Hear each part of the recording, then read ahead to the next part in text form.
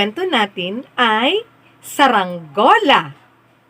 Kwento ni Julian Quinton. Nakakita ka na ba ng saranggola? Ano kaya ang itsura nito? Halika, alamin natin kung ano ang saranggola. Sa isang probinsya, may nakatirang mag-anak. Sila ay ang pamilyang Gola. May anak silang babae. Ang pangalan niya ay Sarang. Nag-iisa lamang siyang anak, kaya madalas wala siyang kalaro. Isang araw, habang nagpapahinga sa ilalim ng puno si Sarang, may nakita siyang makulay na plastik na may tali at lumilipad tuwing humahangin. Kaya napatulong siya sa kanyang ama para makagawa ng bago niyang laruan. Ang una nilang ginawa ay ang gumupit ng malaking hugis diamante gamit ang plastik. Pagkatapos ay dinikit nila ang dalawang mahabang patpat sa gitna ng nagupit na diamanteng plastik.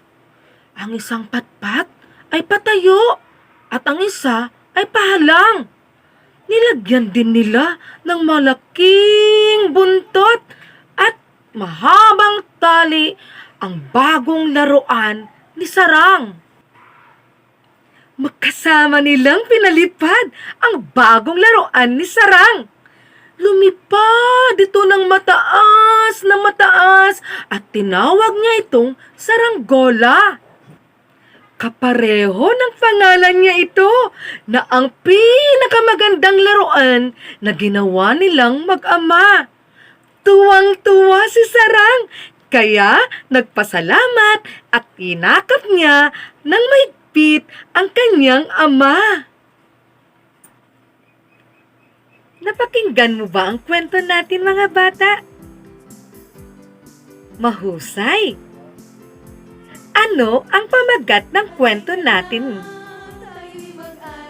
Tama! Ang pamagat ng kwento natin ay Saranggola. Ano ang pangalan ng anak ng pamilyang Gola? Tama! Ang pangalan ng anak ng pamilyang Gola ay Sarang.